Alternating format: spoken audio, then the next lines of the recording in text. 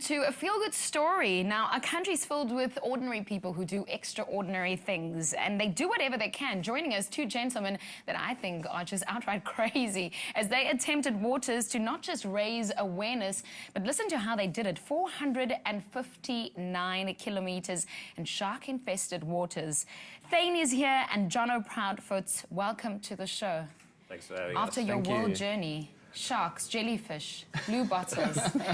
Each other. I know. Yeah. Thane, tell me the story first. You did this for what reason? So we swam across the Mozambican Channel to raise funds and awareness for the Cipla Miles for Smiles initiative, which provides free reconstructive surgery to children born with cleft lips. And then the other half was obviously just to have a crazy boys mission and a mad adventure. Jonno, I can't help but think, how does one start out with the idea and say, you know what, we're going to do this, and it's only you two?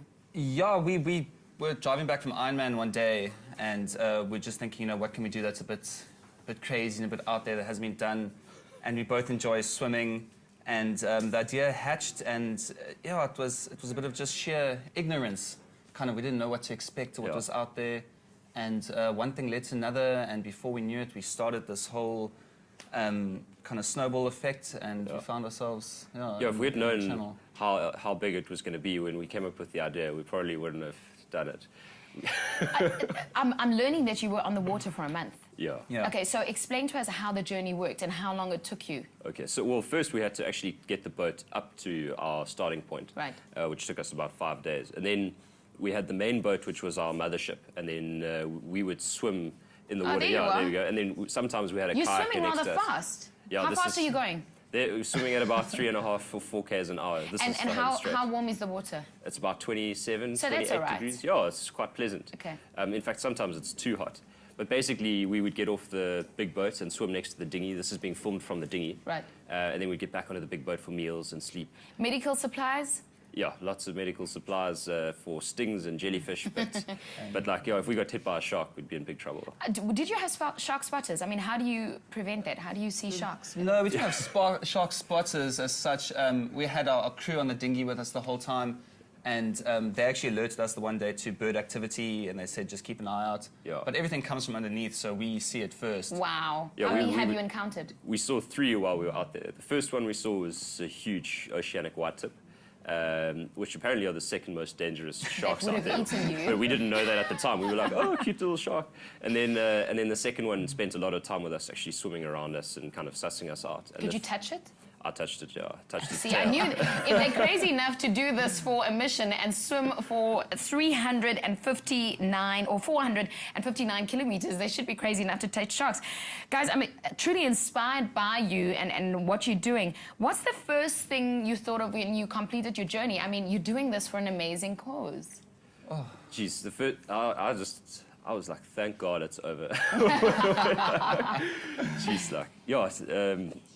I promise you that it was just absolute sheer relief when we finished. And yeah, like, it hasn't really settled in yet. I mean, we only finished about a week and a half ago. Right. But, you know, as you tell the story to people and you see their response, you realize, like, what an impact it makes, But for us, we were just 2 guys swimming every day, and it didn't feel real. You know, it was a big sense of relief to be done because we had a lot of challenges along the way. We had bad currents, bad weather, a lot of mechanical problems.